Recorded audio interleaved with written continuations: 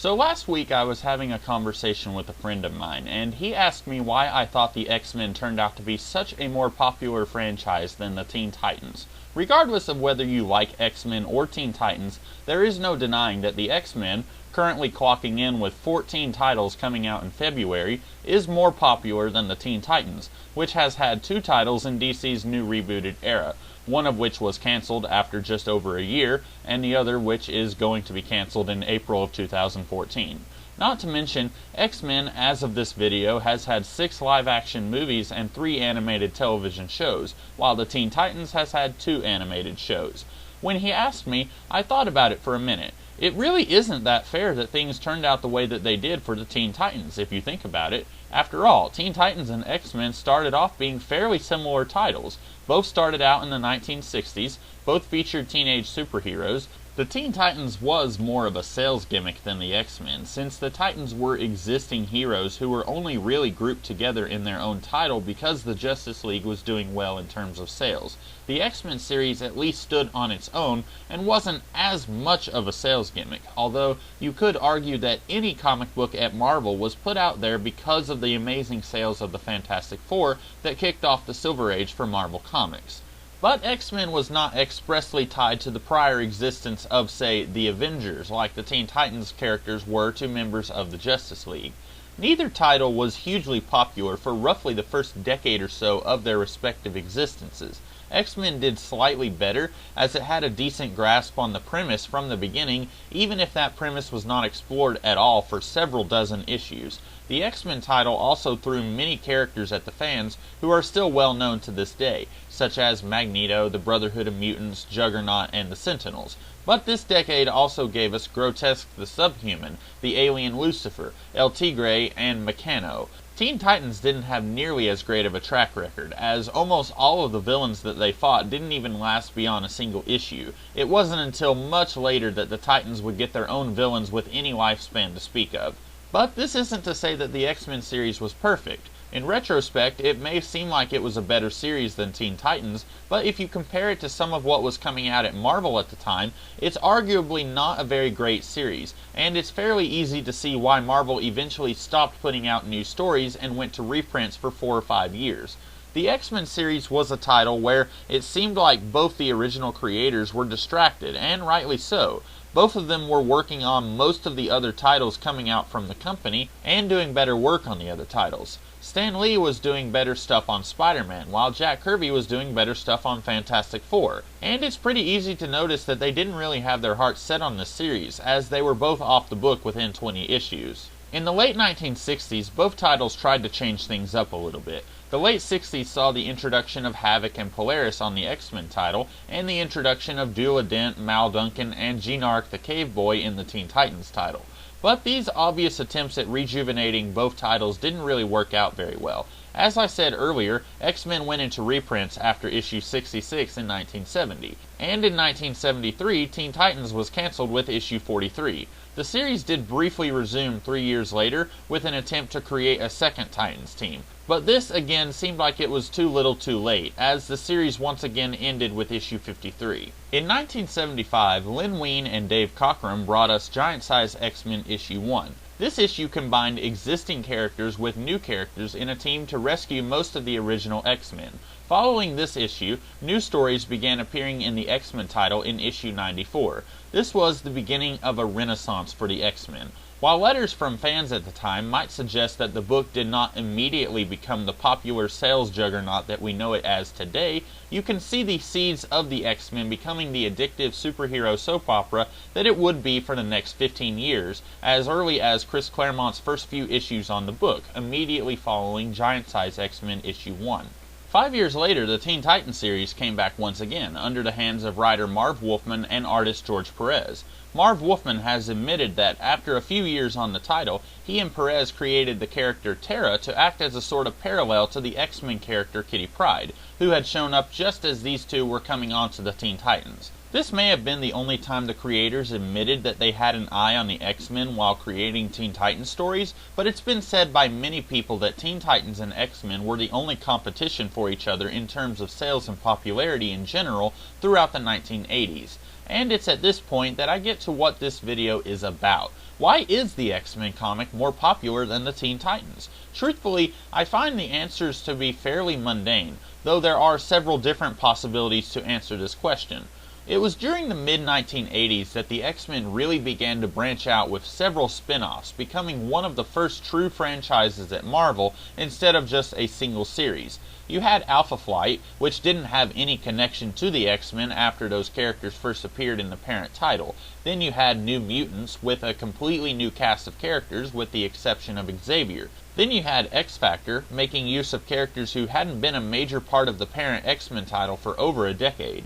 What links all of these titles together is an ideology. All of these books, in some way or another, are linked together by the dream that one of the central characters, Charles Xavier, has. You don't even have to be an avid reader of the X-Men to know what this dream is: fighting for the peaceful coexistence between man and mutant. Even now, when we have what could politely be called an excess of X-Men titles, most of them cling to the idea of peaceful coexistence. Even now, after the franchise as a whole has gone through quite a shakeup in terms of status quo and whether or not this dream is still viable and represents what the X-Men are about, the concept of the dream is still there, tying all of the X-Men books together. Compare this to the Teen Titans. I like the Teen Titans, so don't take what I'm about to say as some kind of diss against the series or anything like that. But the Teen Titans does not have that fundamental ideology that allows for it to grow and expand in the same way that the X-Men has. Even if the writing at both books is about equivalent in terms of quality,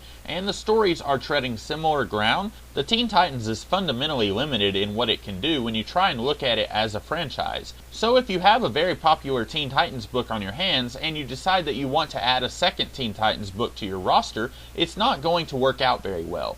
Even if you have another great creative team on this spin-off and great stories to accompany that, it's going to be apparent to everyone that it's just a cash grab. Sadly, being a young superhero just isn't enough of a foundation for a franchise to exist, like the ideology of the X-Men comics.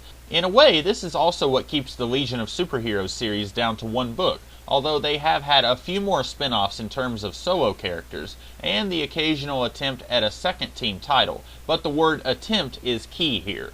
Anyway, this hasn't stopped the fine people at DC Comics from trying to turn the Teen Titans into a franchise, mind you.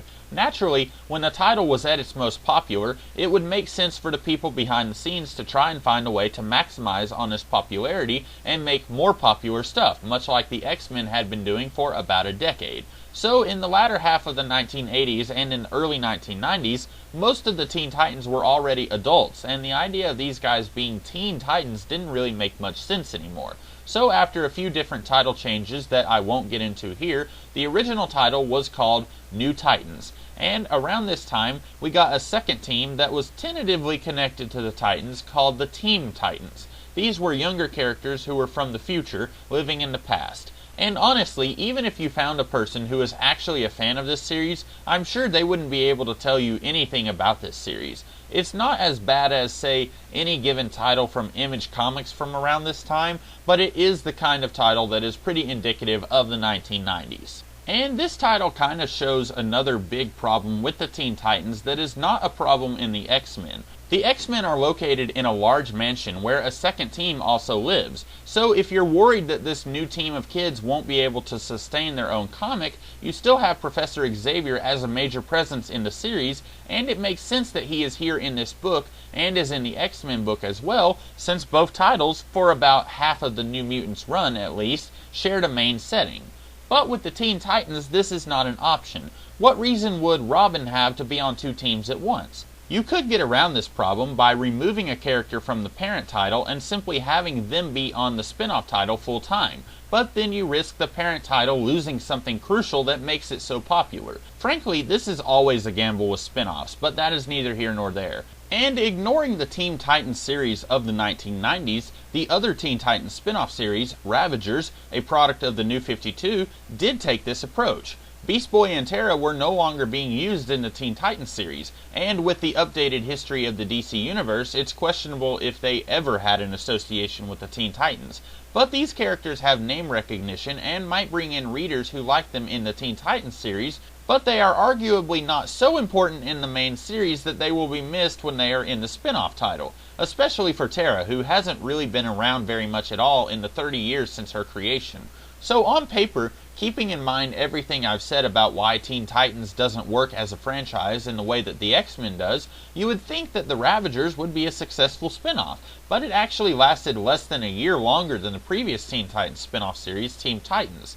This could be, and almost certainly should be, contributed to the fact that most of the titles under the New 52 are a bit of a clustercuss, but that's a subject for another time.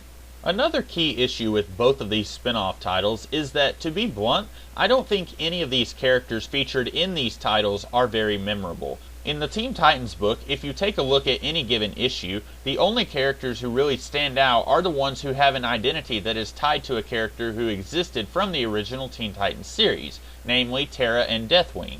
Nobody really remembers the other characters from that series, and it is very telling that, since the cancellation of that series, almost none of these characters have been used again.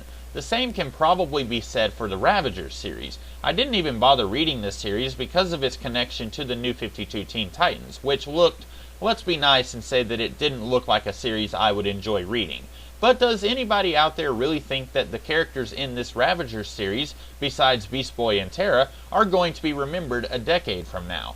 Once again, let's compare this to the X-Men comics that were coming out around the time when the series was becoming multiple series. Admittedly, when there are over 200 characters who have officially been X-Men, not every one of them is going to be a home run. But it's incredible just how many of the characters in the world of the X-Men are well-known characters and are still used in some capacity today. Sure, you've got characters like Maggot, Cecilia Reyes, Feral, and Squid Boy, but there are a lot more characters that the writers got right than the ones that they got wrong. And it also took them a lot longer to get the characters wrong. By the time they were churning out mistakes like Feral, the X-Men franchise was already unstoppable, so it didn't really do them that much harm.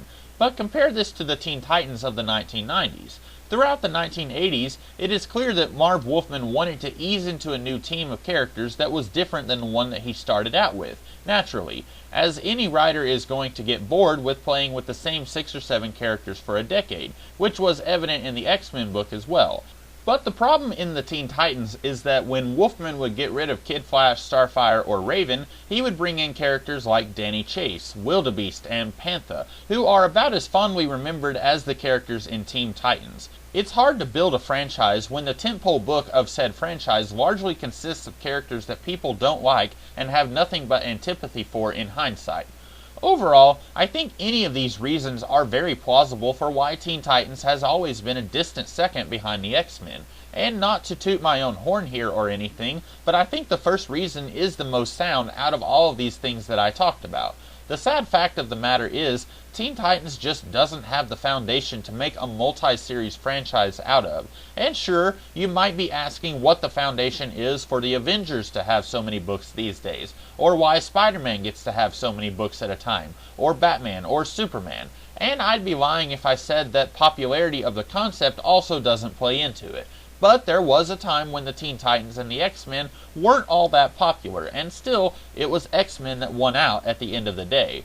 So those are my thoughts on this whole thing. I hope you guys don't feel like I wasted a whole lot of time here. In fact, I hope you enjoyed this video. If you did, be sure to like, share, comment, and subscribe. And don't forget to come back tomorrow for a different kind of video. I'll see you guys then. Have a great day.